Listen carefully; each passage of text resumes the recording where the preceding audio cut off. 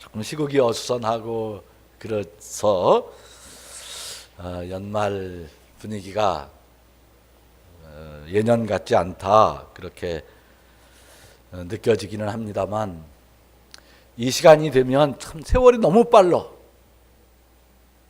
오장로님, 세월이 참 빠르죠? 여러분, 이 빠른 세월에 무슨 생각하시면서 지내십니까? 올 한 해 우리가 어떻게 정리하고 또 오는 새해를 맞아야 될까, 그런 것들을 생각하는 시간입니다.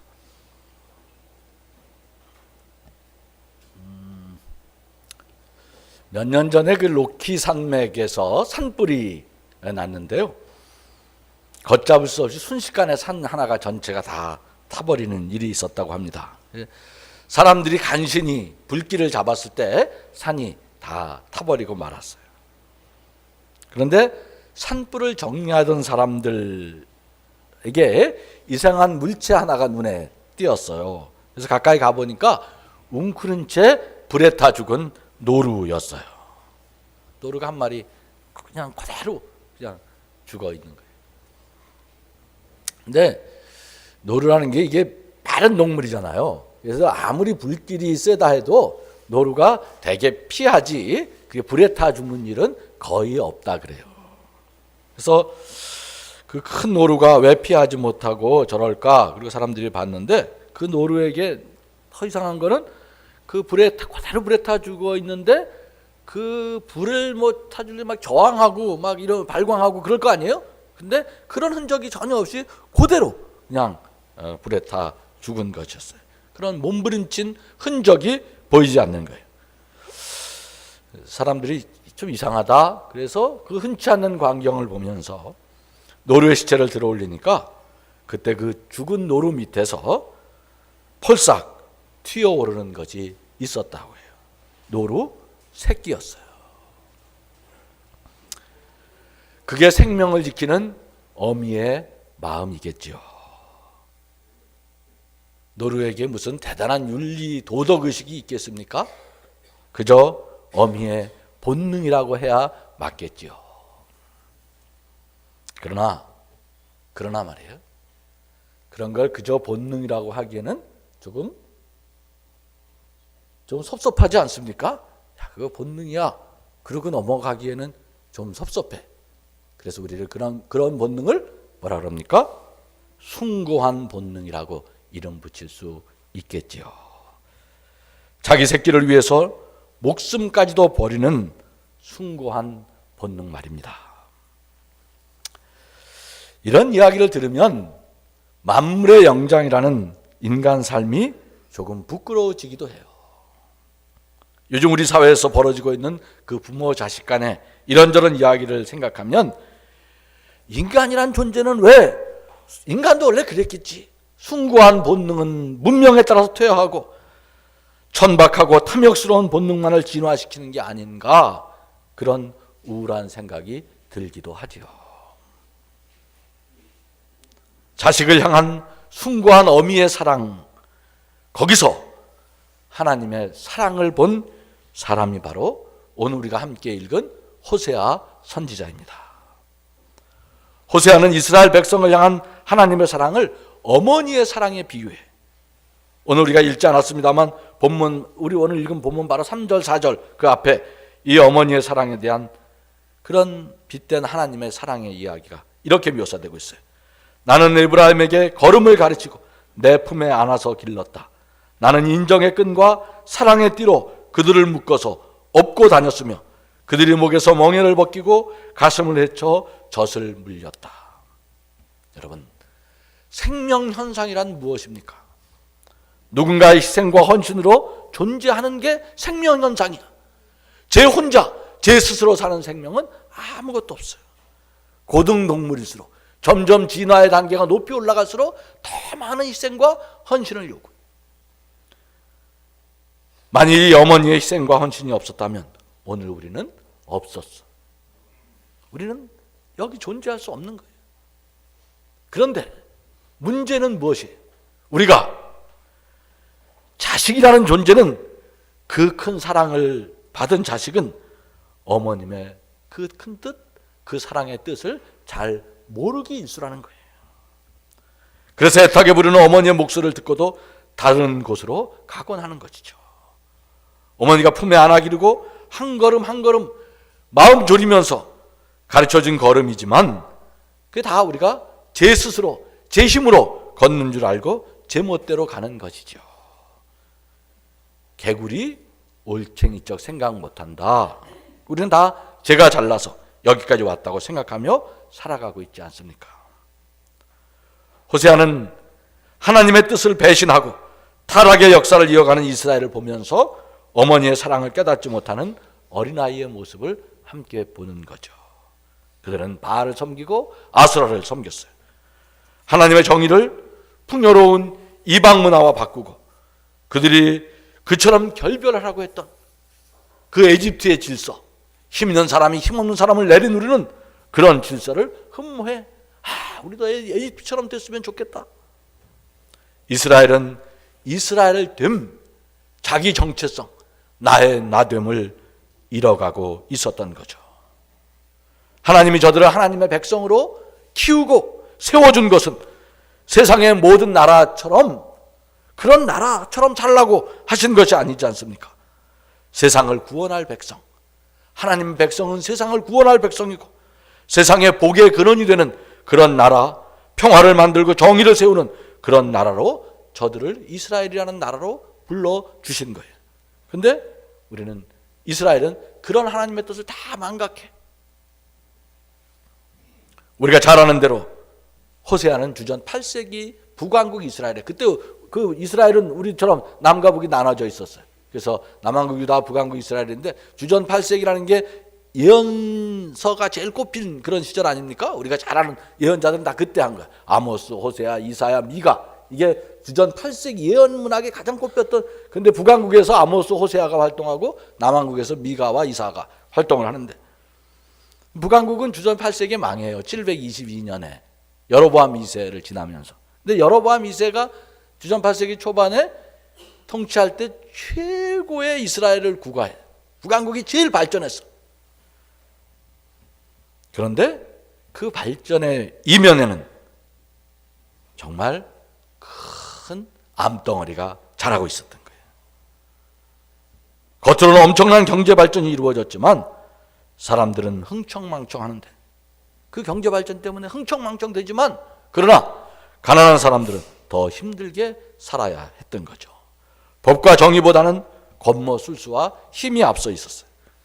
그런 세상에서 의인들은 입을 다물고 그런 사람들은 모두가 안녕하지 못했어요. 요즘 우리 사회의 화두 중에 하나가 안녕들 하십니까? 그게 요즘 유행어 아닙니까? 네, 정작 당시 사람들 정말 안녕하지 못했어요. 그런데 호세아는 그 안녕하지 못한 그 사회를 보고 사람들이 모두가 절망을 해. 세상이 이제 큰일 났다. 이렇게 절망. 근데 그 사그라지는 역사 한복판에서 모든 사람이 아무 희망이 없다고 절망하는 그 자리에서 희망의 노래를 불러요. 어떻게 그는 도대체 무엇을 본 걸까? 그가 가진 희망의 근거는 무엇일까? 그는 어머니의 사랑은 자식의 불순종보다 더 크다는 것을 보고 있었던 거죠. 그는 그 어머니의 사랑에서 우리를 끝까지 버리시지 않는 하나님의 사랑을 보았고 거기 역사에 궁극적 희망이 있다고 생각한 것이에요. 오늘 8절 우리가 함께 읽은 8절은 그 하나님의 사랑을 이렇게 증언하고 있어요. 에브라함아 내가 너를 어찌 버리겠느냐? 이스라엘아 내가 어찌 너를 원수의 손에 넘기겠느냐? 그동안 이스라엘이 한 일을 생각해 보면 그 불순종과 반역을 따지자면 어찌 괘씸하지 않겠습니까? 그러나 끓어오르는 분노보다 더 강한 것이 있었다.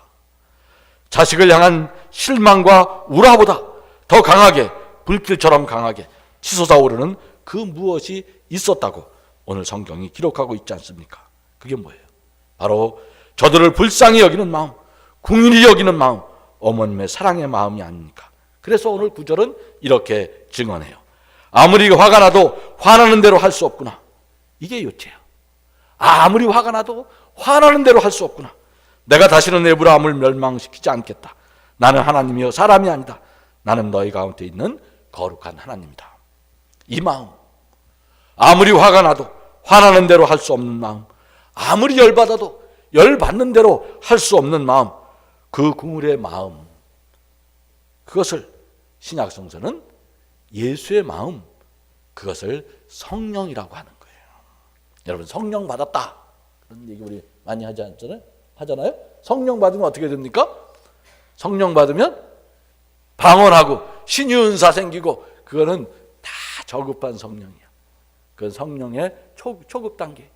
진짜 성령을 받은 사람은요, 궁일이 여기는 마음, 불쌍히 여기는 마음이 생겨나는 거예요. 예수 사건, 예수의 기적 이야기를 다 분석해 보면 예수 기적 사건의 요체 중심에는 언제나 예수님이 백성을 불쌍히 여기는 마음에서부터 비롯돼요. 측은지심, 우리가 잘 아는 오병이어의 기적, 이 기적 이야기 최고 아니에요? 그 기적 이야기에 그런 이 똑같은 마음이 나와요. 광야에서 굶주린 무리를 보고 예수님이 무리를 어떻게 생각하십니까? 어떻게 생각해요? 예? 무리 없는 양같이 불쌍히 보시고, 이렇게 돼 있어요. 아주 중요한 표현이에요. 무리 없는 양같이 불쌍히 보시고, 이 불쌍히 여기는 마음에서 예수의 기적은 시작된다는 거예요. 그게 바로 성령의 역사라는 것을 신약성서는 일관되게 주장하는 거예요. 무슨 성령 받으면 신비 체험하고 무슨 이상한 종교에 몰입하고 그런 게 아니에요. 진짜 성령 받은 사람은 오늘 성경의 표현대로 하면 뭐 하는 사람입니까? 어떤 사람이에요? 화나도 화를 참을 줄 아는 사람이에요. 열받아도 열을 참을 줄 아는 사람, 그게 성령의 사람이에요. 바울 선생님이 에베소서에서 너희는 주 예수의 마음을 품으라 할 때 이 마음을 말하는 것이죠. 여러분, 바로 이 마음에서 희망이 자라고 있다는 것, 사랑의 예언자 호세아의 증언이에요. 불쌍히 여기는 마음, 궁일이 여기는 마음, 그렇습니다. 아무리 포기하려 해도 포기할 수 없게 하는 마음, 아무리 화가 나도 화나는 대로 할 수 없게 하는 마음, 그게 어머니의 마음이며 하나님의 사랑입니다. 그게 성령이며 예수의 마음입니다. 내 기분대로 할 수 없는 것, 내 기분과 내 감정을 포기하게 하는 것, 마음의 상처가 크고 아파도 극복하고 이기게 하는 마음, 그 큰 마음이 역사의 희망의 근거라는 거예요. 이 세상 사람들이랑 달리 보는 거지. 우리는 역사의 희망을 정치, 경제, 사회, 문화 이런 데서 보는 거예요. 무슨 현상에서 보려고 하지. 근데 그거는요, 진짜 희망을 만들어내는 게 아니에요. 우리의 마음 자리가 이 자리에 닿아야 하는 거예요. 아마 우리 어머니들이 자식들이 하는 대로 10분의 1만 그 자식들에게 그냥 갚아줘도 어떻게 되겠어요? 자식들이 부모한테 했던 거 그냥 너 새끼 이래? 내가 너 10분의 1만, 그 세상은 돌아가지 않게 돼 있는 거예요. 세상의 어머니들이 다 제 기분대로 행동하고 제 감정대로 폭발하면 세상은 어떻게 될까요? 우리 어머니들이 느낀 대로 감정 다 팍 폭발시키면 어떻게 될 것 같아요? 난 세상이 폭발할 것 같아. 여자들이 당한 거 탁 해서 탁 하면요, 그 여자들이 참고 살으니까 세상이 돌아가는 거예요. 남자들이 아멘해야 돼. 남자들이.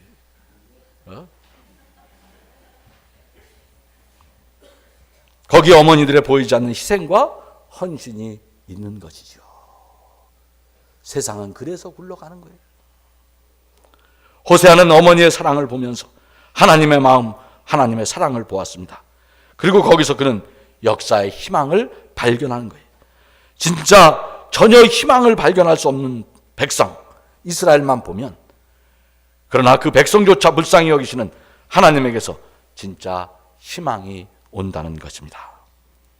사랑할 만한 사람만 사랑하는 것이 그래 갖고 희망을 만들 수 없어요. 사랑하지 못할 만한 존재, 그 존재조차 넉넉히 받아들이는 곳에서 세상이 알지 못하는 희망이 자라나는 것이죠. 그렇습니다. 역사의 희망은 우리를 깊은 곳으로부터 진정으로 사랑하는 이 하나님의 사랑으로부터 오는 것입니다. 역사의 궁극적 희망은 인간의 지혜와 능력에 달려있는 것이 아니에요. 우리를 긍휼히 여기시고 사랑하시는 하나님, 어린아이같이 우리를 돌보시며 기르시는 하나님, 불의한 자를 용납하시고 의롭다 하시는 하나님, 그 끝내 모든 희망이 사라진 자리에서조차 내가 어찌 너를 버리겠느냐고 우리를 받아주시는 하나님. 하나님의 식을 줄 모르는 사랑이 없었다면 지금은 벌써 빙하기가 되었을지도 모릅니다. 세상이 아무리 어둡다고 해도 그래도 이만큼이라도 세상이 돌아가는 것은 이 하나님의 사랑에 감흥하는 사람들이 있기 때문에 그 사랑의 1000만분의 1, 100만분의 1이라도 갚아야 한다고 생각하며 희생과 헌신의 삶을 살아가는 사람들 덕분에 세상은 돌아가는 것이죠. 지난주 우리가 성탄절을 보냈어요. 그분은 연약한 아기로 오셨습니다. 누군가 이 아기를 돌보고 키울 사람이 필요하다는 거예요. 우리한테 그 아기를 주신 건, 우리한테 그 아기를, 예수님이 메시아가 아기로 오신 것 너희가 한번 잘 키워봐라, 그런 뜻이 그 속에 담겨 있는 것이 아니겠습니까? 예수님의 생명이 얼마나 연약해, 또 얼마나 예수님의 삶, 어린 시절이 얼마나 위태롭습니까? 참으로 많은 희생과 헌신이 이 아기에게 바쳐져서 오늘 예수님의 삶이 우리에게 전해지고 있는 것이 아닙니까? 역사의 새 희망을 가져올 한 아기를 돌보고 키우는 일을 새롭게 자각해야 하는 시간입니다. 성탄절이 우리 안에 한 희망의 씨가, 한 희망의 씨앗이 심겨졌다는 것, 그거 안고 새 길을 가는 날이죠. 또한 오늘은 2013년 한 해를 보내는 마지막 송년주일입니다. 정말 한 해가 저물어 갑니다. 올 한 해 우리의 각자의 삶은 다양한 모습으로 아로새겨져 있죠. 더러는 좋은 결실을, 돈도 많이 벌고 뭐 애들도 쑥쑥 잘 크고 뭐 몸도 건강해, 그런 사람도 있지만 또 한편으로 보면 어떻습니까? 시련과 역경 만나서 허우적거리고 고통 속에 빠져 있는 사람들도 있어요. 그러나 한 해의 끝자락에서 우리가 다시 새해를 바라보면서 우리가 순경에 있든지 역경에 처해 있든지 우리의 삶은 하나님의 은총과 사랑으로 살아왔음을 잊지 않는 우리가 되기를 바랍니다. 이게 다 하나님의 사랑이다. 내 마음에 안 들어도, 내 마음에 안 들어도 여기 하나님의 사랑이 있었구나, 그 눈으로 한 해를 정리하고 보내는 그 마음이 끝내 역사의 희망을 만들어낼 것입니다. 그리고 하나님께서 우리를 어머니의 사랑으로 품어주셨듯이 우리 또한 그런 사랑의 삶을 살아가자. 우리가 그렇게 사랑을 받았으니 우리도 누군가를 그렇게 사랑하며 살자 하는 새로운 다짐이 있기를 바랍니다. 누군가의 희생과 헌신으로 우리가 여기 생명으로 존재한다면 우리 또한 희생과 헌신으로 누군가를 살려내는 그런 삶을 살 수 있게 되기를, 그런 새해를 맞게 되기를 간절히 바랍니다. 고맙습니다 하나님, 고맙습니다 하나님. 좋은 일 있게 해주셔서 고맙습니다. 험한 일, 아픈 일, 고통 속에 있게 해주신 것도 오히려 감사를 드립니다. 그 속에서 깨달음이 있었고 배움이 있었음을, 더 성숙한 인격을 참고 견디는 성령의 마음을 배울 수 있어서 고맙습니다. 하나님, 이 마음으로 새해를 보내고 또 새해를 맞이할 수 있도록 저희를 이끌어 주시옵소서. 예수님의 이름으로 기도하옵나이다. 아멘.